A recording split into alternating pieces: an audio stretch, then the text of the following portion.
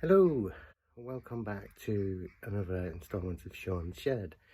This time we are looking at my Suzuki GS550. It's a 1978 model. It's an E version and it's a cafe racer. I shall be putting up some pictures of what this bike was like when I first got it, and also I'll be putting up some pictures of the work that I'd done to it in various stages. It was kind of a rolling resto kind of job where I'd changed bits and pieces as it was going along.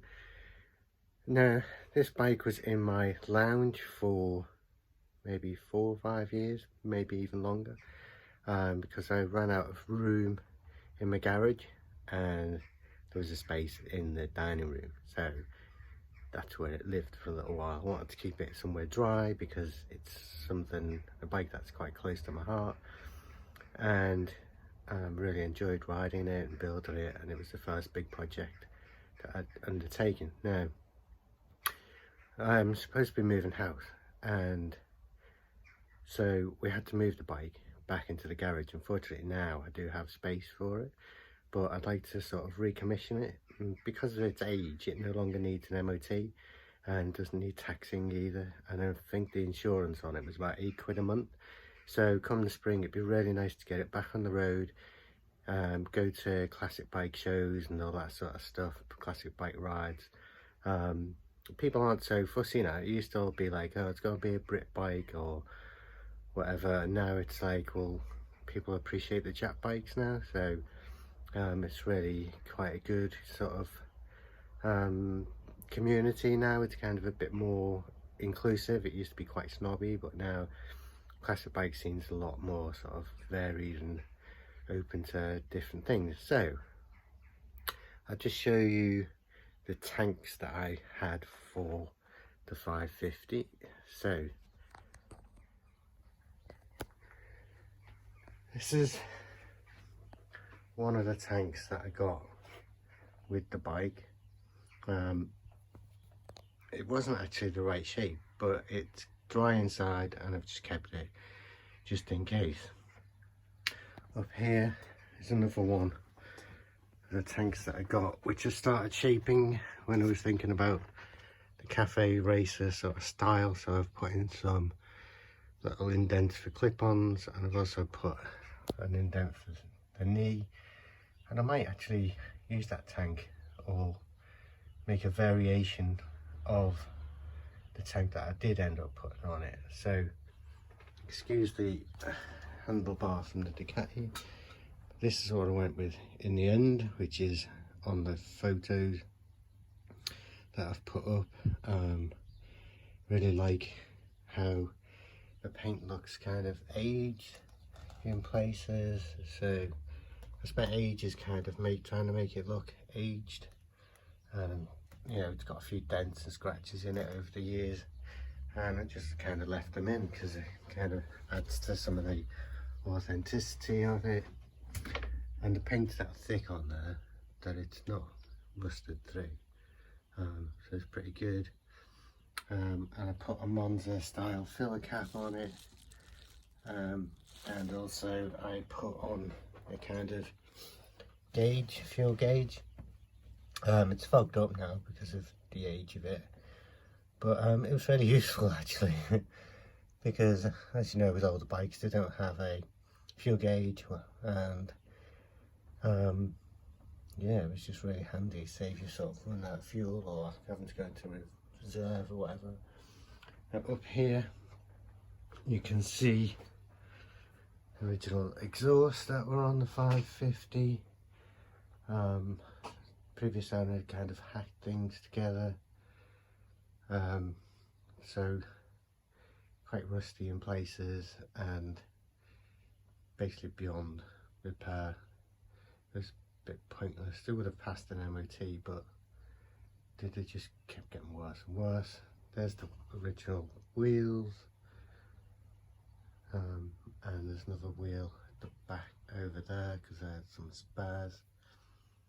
And so the point we're at now is the bike is back in the garage here amongst the GS550 and the tyre for my Ducati 696.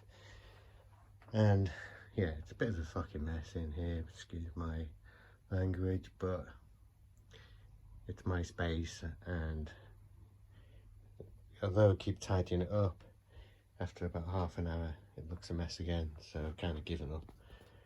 So down here you can see that I've rigged up a mobility scooter battery which has the original charger. Charges 2 batteries at the same time. It's really handy for working on the bike because this battery is dead. I'm just using it because the electrical system needs some sort of resistance through a battery. And when I originally laid this bike up, I did put a little bit of oil down in the cylinders, so I've just unplugged those as well. When I'm turning it over, it'll help because there'll be less compression. A few little things that I did: I put a sort of Triumph style key down the side here rather than it being up the top. And I have a clock which is actually off a Suzuki GS550. Most Suzuki things have the same ratio, so it still gives an accurate actual speed, which is really helpful. I'm never going to go over 100, so that's fine. What else can I say? Any bits of chrome and stuff I could get my hands on. I've got these shocks and this mud guard for the chain. That's chrome. Originally it was black plastic, and it didn't have these original wheels. They were really hard to source, quite expensive as well. I think they were about £100 each. So yeah, they were quite difficult to get a hand on. So yeah, and this is off a Suzuki as well. I like that it's not plastic rubbish. It's quite good quality, and it's, you know, it's lasted a while. Yeah, done loads. I like the twin discs up the front, so I was really pleased that there was a little cover for the extra disc on the front, which is really handy. Yeah, not much else to talk about there really. Hello, I'd just like to apologise at the start of this video for how nasally and horrible my voice sounds. Very monotonous, even though I've been trying to work on my presentation skills. Yeah, I just literally recovered from COVID, so although I'd been getting negative tests for the last couple of days, it's still a little bit on my chest and still sound a little bit out of breath. But hopefully that doesn't detract you too much from enjoying the video. So I've got the plugs out, as you can see. They're all pretty dirty. Some, you know, pretty black, horrible. I'm just going to clean these up because I think they were pretty new when I put them in originally. By a wheel. Decided to try and clean the spark plugs up because I can't find my wire wheel. I've decided to try and clean them up this way, which I've found works well with cleaning up bolts and various other things. So hopefully this will do the trick.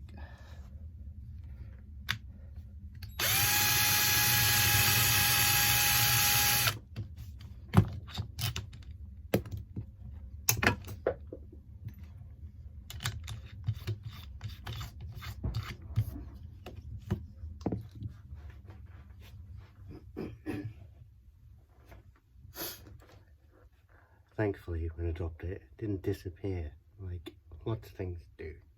Little gremlins come and steal stuff, and you drop them. I'm sure everyone's dropped a 10mm socket, and it's never to be found again. Well, thankfully, we got this one.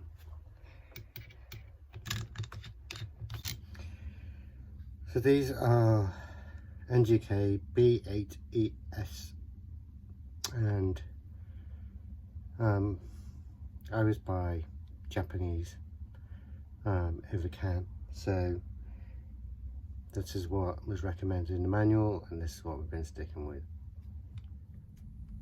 So before this bike was put away, I was having quite a few starting issues, and sometimes it would only fire on 1 or 2 cylinders, or 3, or 1 was missing or whatever.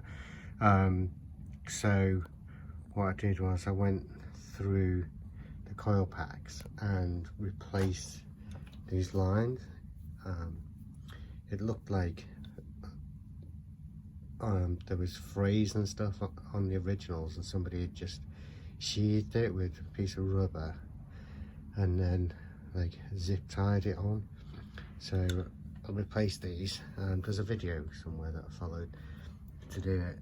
Basically I just trimmed them back, put in this new cable, used a panel pin to connect them together, and so we're just going to check when we connect this battery back up that we're getting spark on each of these coils.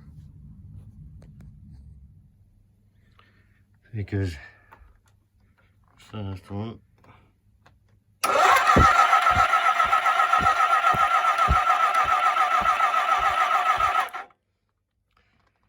unfortunately no spark there. Here goes the second one.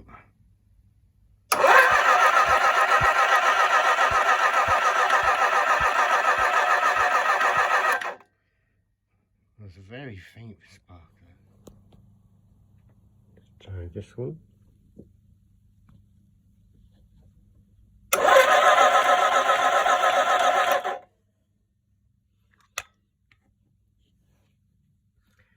See if we can get back ground.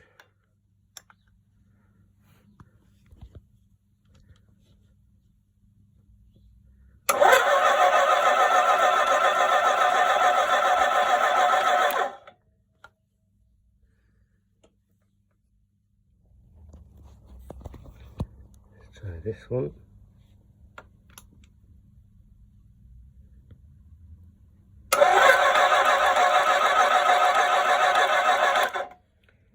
So that one is firing.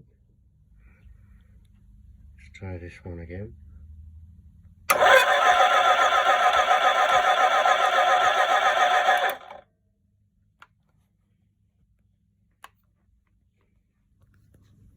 So it seems that the reason that they weren't firing off is because the earth connection that I had wasn't very strong.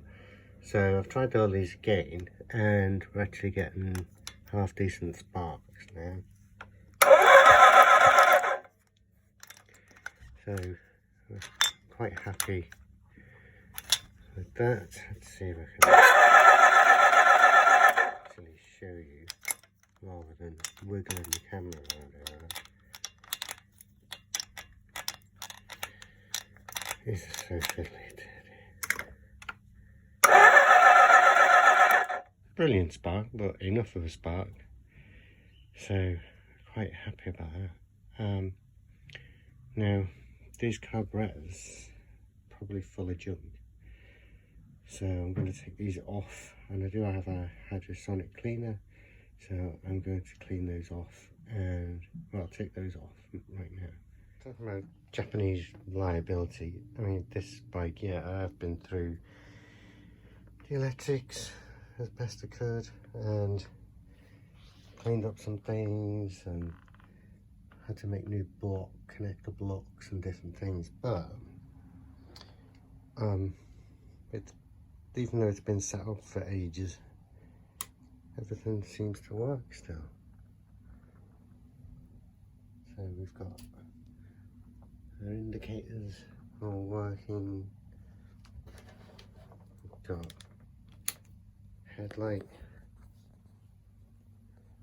working, and the high and the low still works, so that's good. And at the back here, see, it's hard to tell from that,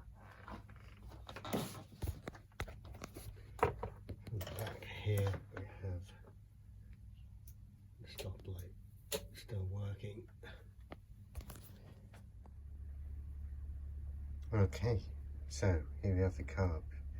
If I remember rightly, these are right pain in the ass to get off. So underneath here you can see there's some screws. These are on a kind of Jubilee clip, and there's 4, and they're really difficult to get to, and sometimes the Jubilee clip moves as you're unscrewing it, so bear with me whilst I try these. As I expected, these are being a pain in the ass. Trying to hold it out like this with a screwdriver whilst I unscrew it, so I don't have enough hands to hold the camera and undo these screws, so I shall do them off camera and then show you taking out the carbs. So after much messing around and using the Allen key to hold the back of the Jubilee clips in place, whilst I unscrewed them, little top tip there, managed to get the carbs loose. Just got to get the buggers out now. So I'm just going to take these bottom caps off, see what they're like inside.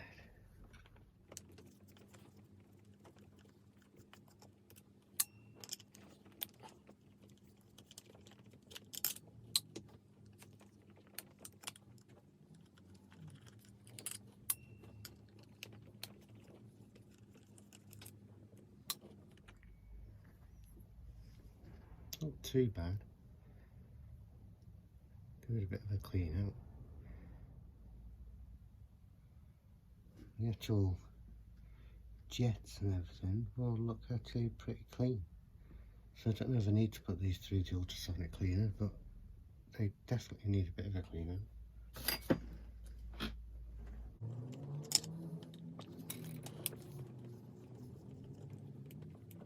The gaskets that are in here are ones I made myself using a scalpel bit of cereal packet. Well, actually I think it was the back of a notepad, because the backs on notepads are a little bit thicker, so you've got more potential kind of squish on that kind of cardboard. It's not the same sort of cardboard that you get on the back of a, in the cardboard box.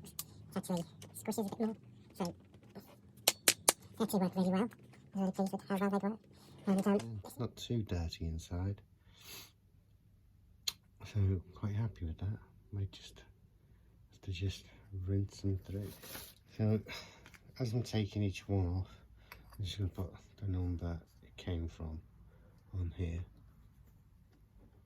and just right on top which ones. Reason for that is they might not all be the same. Actually I can tell you they're not the same, because there's a drain plug on the outside here, and on the other side the drain plugs are on here, this side. So I'm going to make sure that we get them on the right side. I'm going to put these back together this time. Remember to check the float heights over those. So the float heights should all be the same. I don't have any pressurised, I don't have a compressor clean, which I would like, but we're just going to use normal carb cleaner or some WD-40 with a nozzle just to get these out. Quite clean inside. Gasket came off quite nicely on that one. But yeah, going to spray through some of these with some WD-40. They are blocking there from sitting around.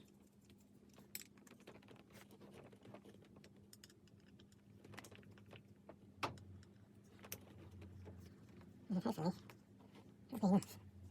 And clean them through, and we can just put the tank back on, put some fresh fuel in it, maybe change these old fuel lines that are on this. And then we can see if she'll go. Gasket came off okay. Still nice and clean in there. Just a bit of dry stuff. Just need wiping out.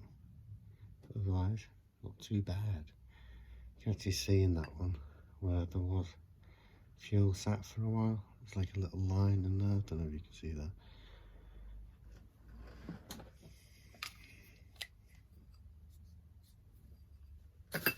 I'm just going to mark a little X on this one because it needs a new gasket.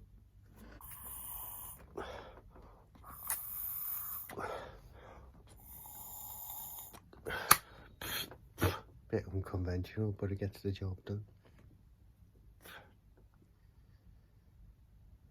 I'm quite happy with those. They look pretty clean. Not as varnished up as I thought they were going to be.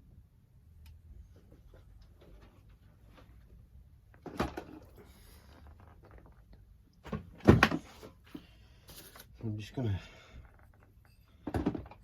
put these back in place.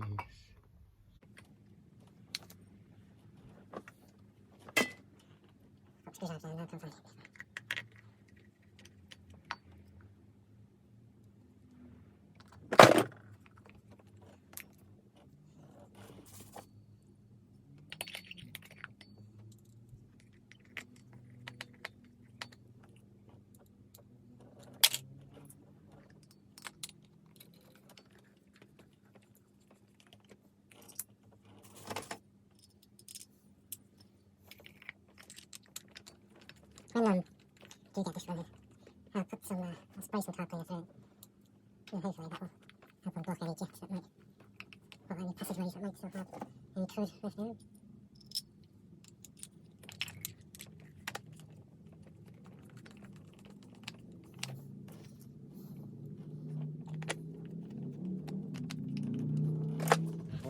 So it's running on pod filters. Now, because the way the frame is in place, you can have these bigger pod filters on the inside, but on the outside I could only fit these smaller ones like that. So because of that, I had to rejet everything to balance the carbs up. I can't remember what size I used, but there were different sizes on the outsides to what they were on the insides, and it took a lot of faffing about to get the right jetting, but I did eventually get it right. I wish I'd looked when I'd taken the bottoms off, to be honest, but yeah, it was weeks and weeks and weeks of trying to get that right, and it really did test my patience. You can even see inside here, these are all like at different levels in order to get everything right. And then on the tops, you've got these adjustment screws here as well. They're all different, but I actually used a proper carb balancer to make sure that they were all okay. And whilst I've got it off, like I said, I'm going to put some new hoses on here because it's a real bugger to get to once it's on the bike. I'm a bit worried that they'll have dried out and gone flaky. So in here you've got the fuel line, and it's a real bastard to get to once it's on the bike. And as well, you've got this one here, which you've got quite limited access to. It's really hard to get to. So we're going to take those off. These ones are just vents, and they just like join up in the centre, and there's a little T piece that comes off there, which then goes to the back of the bike. Originally it would have had little sort of tubes coming off each of these as well, all running down into the back away from the engine, but it looks a bit messy, to be honest, once they're all in there. And I was trying to like have a less cluttered look on to the bike. These are the Jubilee clips which fit on there, that are a right pain in the backside to get to. One of them I didn't actually unscrew because I couldn't get to it. I ended up just prising the thing out. So we've got 4 of those. I keep them safe. Yeah. So yeah, just need to replace those fuel lines. We're good to go. Okay guys, so that wraps this one up. We will continue with this in the new year and hopefully get it running, so look forward to that. Remember to subscribe, and there's lots of other videos coming from my other Ducatis and also some work on my Mazda MX-5, so hopefully there'll be a lot more content in the new year. Anyway, take care guys, look after your mental health.